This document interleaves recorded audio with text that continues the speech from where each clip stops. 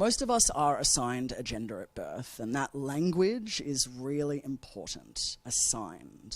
What does it actually mean to be assigning these roles in our society? What are the expectations that are set out? Generally, the way that we define and classify genders is prescriptive rather than curious. It's presumptive and not descriptive. We have been conditioned to make assumptions about who people are before we've met them. And before they're even birthed into the world, right? The first question that we ask of someone who is pregnant is, do you know what you're having? Is it a boy or a girl?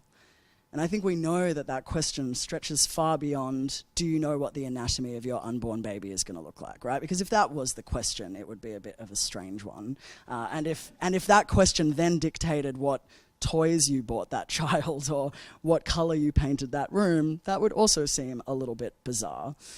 So even from infancy, you know, the toys, the colours, the nursery, what it looks like, our expectations, the opportunities that we offer them, whether we realise it consciously or not, you know, we begin to picture the careers they may have, their relationships, who they may become in the world, all based on an anatomical part of their body shown on a fuzzy ultrasound picture.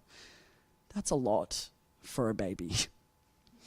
No wonder we're all feeling overwhelmed as adults if that's what's being put onto us as babies. So I was assigned female at birth, and there were many expectations placed on me about the kind of girl and later woman I would be.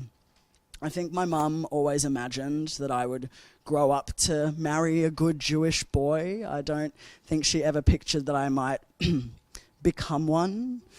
You know, that's okay. I often talk about parents as having a little bit of an inbuilt GPS system. You know, they have this sort of desired outcome for where they want you to get, whether it's get married and have kids, become a doctor or a lawyer, please get off the couch one day, you know, like whatever it is, there's some sort of destination. And I think that we all take different twists and turns in our life that lead us on different pathways. And it's part of that sort of when you take a wrong turn and Google Maps has to reroute and figure out how you're still going to get there. That's kind of how I see the process. And then if you come out as trans, the whole system just explodes, which is something I kind of advocate for anyway. From the age of about 4, I was adamant that I was a boy.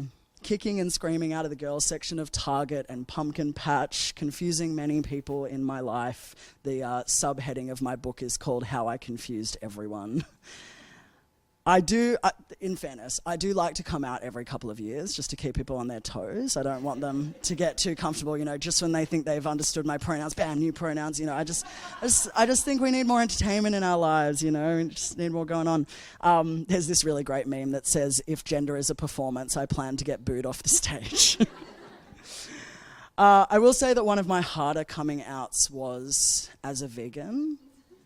You know, my mum said, I know how to cook for a transgender person, but I don't know how to cook for a vegan.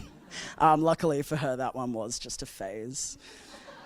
As a child, you know, people would call me such a drama queen, and I would say, I am not a drama queen. I am a drama king.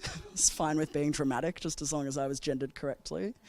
And, you know, this phase of my life lasted for about 5 years. And I use the word phase really consciously because I think that that word has historically been weaponized as a way of disproving queer identities. You know, so many people I've met have been told, it's just a phase, you'll grow out of it.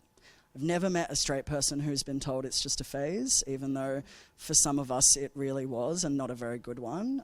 No offense to any straight people in the audience. I come from a long line of straight people. Some of my best parents are straight, you know. I've seen your movies, I've listened to your songs, I've read your books. I know a lot about your culture. I just don't want it like right in my face.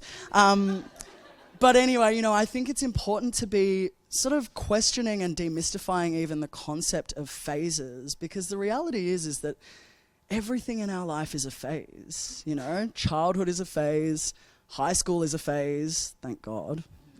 The person that you dated in high school was probably a phase, thank God, right? You know, the course that you drop out of, the car that breaks down, like, but that doesn't mean that those things don't shape us, that they don't make us who we are. You know, we are the amalgamation of everything that has come before us, and that's a beautiful thing. We're not static, we're not stuck. We get to reinvent ourselves, we get to grow up, we get to wake up each day and decide who we want to be and how we want to act. We get to make mistakes, we get to apologize for them, you know, we get to learn and grow, and I can't imagine why that is used against people. That's a beautiful thing. That's one of the most beautiful things about being human, is that we're not stuck.